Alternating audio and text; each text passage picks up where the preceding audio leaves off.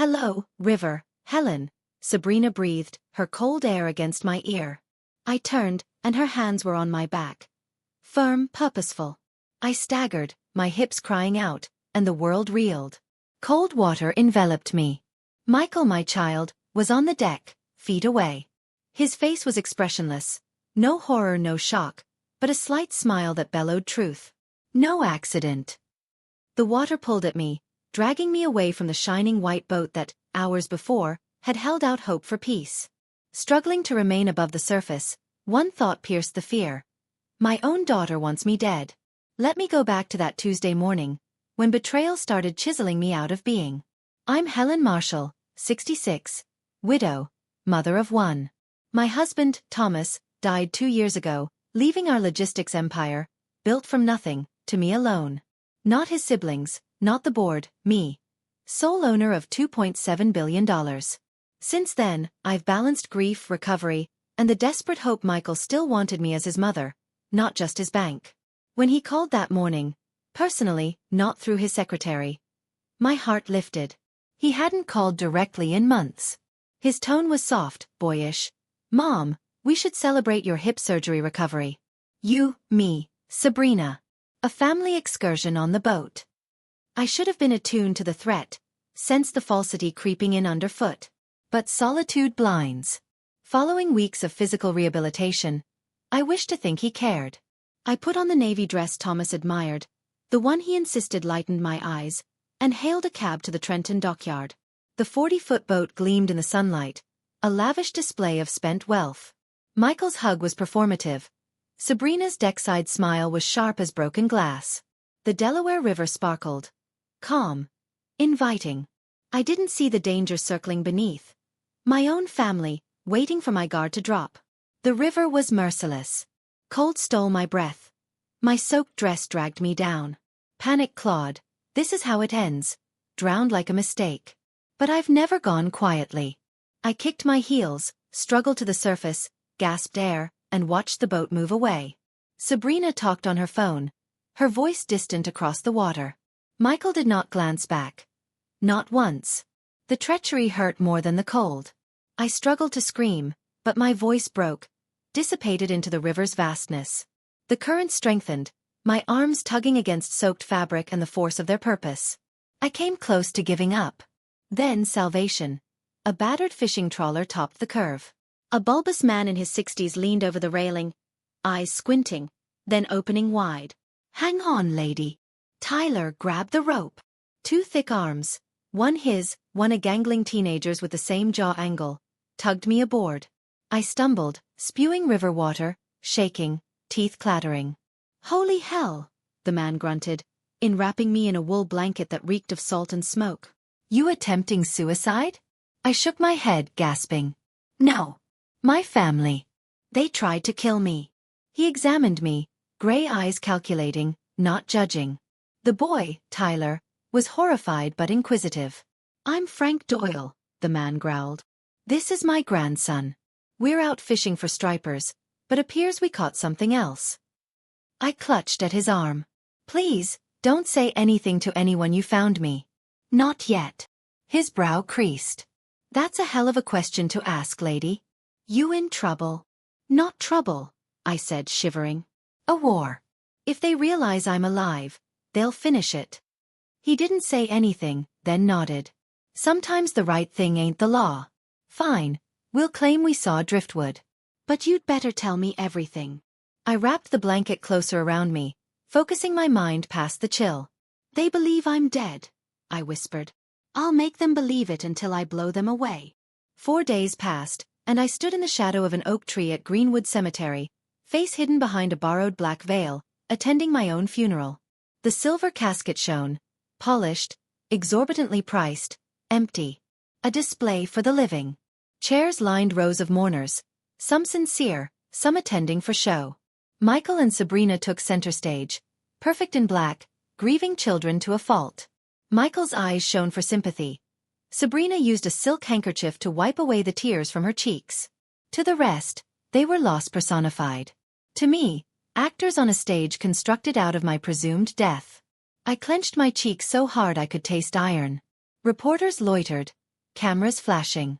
The Trenton Times reported me a victim of the unpredictability of age, Michael telling them about my concerning confusion. Sabrina cried to the media about being afraid I'd get lost. I wasn't betrayed. I was an bewildered old lady, drowned in vain. I looked around. My neighbor, Mrs. Dalton, cried outright. Friends from church, my surgeon, heads down. They mourned me sincerely, their sorrow warped into fuel for Michael and Sabrina's deceptions. But something was amiss. My lawyer, accountant, and financial advisor, guardians of my billions, were nowhere to be found. Why wouldn't they come? Unless they had another function. As the pastor monotonously droned on, Sabrina leaned against Michael, her face tipped for cameras, beautiful, tragic, saintly. Each tear was a strategic investment in her new life as mourning heiress. My nails dug into the bark of the oak. Let them bury an empty box and sell me as senile. While they mourned a ghost, I was alive, watching and waiting. That evening, with the reverberations of my funeral in my heart, I made up my mind. I'd go back to the home Thomas and I had constructed. Frank took me to Princeton, to the Marshall House. 35 years of laughter and fights, Christmas mornings and late-night conversations. Signed over to Michael and Sabrina upon Thomas's passing because I thought family meant something. Midnight, the street was empty, porch lights dim. My hand shook as I inserted the worn brass key into the back door lock. Michael never requested it back. Why would he? I was at the bottom of the Delaware, he presumed. The tumblers clicked, making my spine tingle. The house felt off, strong perfume, abrasive cleaners, synthetic, hiding its truth. No longer my home. I crept ahead cautiously, Frank's flashlight in hand. Furniture was covered in white sheets, but underneath I saw new leather sofas, an entertainment system too flashy for Thomas's style. On the countertops, bowls of exotic fruit and unknown bottles of wine yelled money. This wasn't a house you went to. It was inhabited. The refrigerator buzzed, full of organic greens, French cheese, baby formula. My heart sped up. Baby formula? I went up to Thomas's former study, now a messy scatter of papers and binders. A folder labeled Project Helen sat on top, stamped in bold black. My stomach turned cold. Inside, medical reports detailed my supposed cognitive decline, memory lapses, hallucinations I'd never had, forged signatures, unfamiliar doctors' names. Notes described staged incidents, Sabrina whispering wrong dates, Michael switching pill bottles. Every mistake was engineered. They weren't just stealing my fortune, they were rewriting me. I snapped photos with Frank's disposable camera, hands shaking. Then, a sound. Soft, fragile, unmistakable. A baby crying. I stood frozen, nerves on fire. The scream wafted up from the second floor, high and genuine, circling through the halls. Michael and Sabrina had no kids, always saying they were too busy, too driven. Whose baby was in my home? Why was it a secret? The scream sounder again. Pitiful. I tiptoed up the stairs, each creak a warning sign. The guest room, Sabrina's least favorite, once too old, rang with the sound. The door was open. I pushed it wider, catching breath. A nursery, pink cloud-papered walls, white crib with a canopy, toy shelves full of fresh toys. Wrapped in a costly blanket was a newborn, no more than weeks, face flushed with hunger. My knees almost gave way. Michael and Sabrina said nothing of a pregnancy. Sabrina, thin and glamorous on the yacht days before, displayed no hint of childbirth. Whose baby was this? Headlights illuminated the window. A car door was slammed. My blood chilled. Michael and Sabrina were home.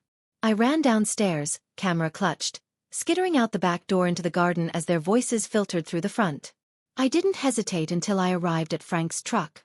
"There's a baby," I panted, heart racing. "In the house.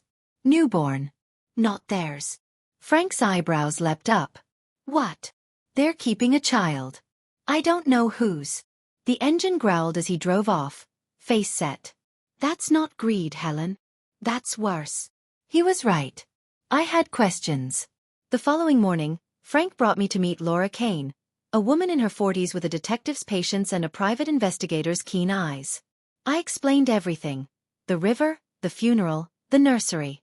When I said, "the baby," her look turned hard. "I have a place that follows this pattern," she told me. A private clinic across state lines, discreet, costly, dealing in surrogacy. In a matter of days, Laura confirmed my worst suspicions. The baby, a girl, was born 3 weeks prior to our conversation. The surrogate, Anna Rivera, a 17-year-old runaway from Pennsylvania, passed away during delivery. Cardiac arrest, too convenient. No family, no questions, Laura said, pushing a file toward me. Good girl, no problems, but Anna didn't survive. I looked at Anna's picture. A timid, smiling teenager. Michael and Sabrina hadn't merely stolen my fortune. They'd stolen a life. The file weighed more than stone. Anna's face seared into me. A child traded for something. Someone set this up, I whispered. Michael and Sabrina don't have the brains for this. Laura nodded. Exactly. Surrogacy clinics don't allow minors to walk in. There's a handler, a fixer, legalizing it on paper. She dug deeper, sifting property records, legal filings, clinic connections. One name kept coming up, a shadow in every report. Claudia Mercer, an estate lawyer from Newark. Polished, respected, frighteningly efficient. Mercer was an expert in family transitions, inheritance planning in public.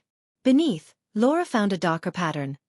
Dozens of elderly clients dead under mysterious, convenient circumstances. She's running a network, Laura said, spreading surveillance photos across Frank's kitchen table. Your son and daughter-in-law are pawns. Mercer recruits greedy relatives, manufactures evidence of mental decline, clears the path for inheritance. I've tracked 20 suspicious deaths tied to her clients in 5 years. The pictures chilled me. Claudia emerging from luxury cars, shaking hands with pinstriped men, slipping into clinics and hospitals, always present, never directly associated with deaths. She's the brains, I said quietly. Michael brought me to her. Laura patted a gritty picture of Claudia emerging from the clinic where Anna died. Mercer was there the night it happened. Witnesses claim she monitored the birth herself. The baby was born. Anna left alive. I clapped a hand to my mouth. The treachery of my son slicing deeper than the river chill. This was evil. They believe you're dead, Laura told me. Mercer's rushing through, forcing probate. In weeks, your estate falls to Michael, Sabrina, and that baby. My throat constricted. She'll kill again, won't she? Laura's eyes did not waver. She already has. If she finds out you lived, she won't rest until you're dead. Fear seized me, not for me, but for the baby in my former home, living on borrowed time. During one restless night at Mrs. Chen's kitchen table, I made up my mind. I couldn't keep running. Claudia Mercer, the spider in this web, had to be lured out. I'd play into her trap, get her to speak, and reveal her. Laura didn't approve. Frank loathed it.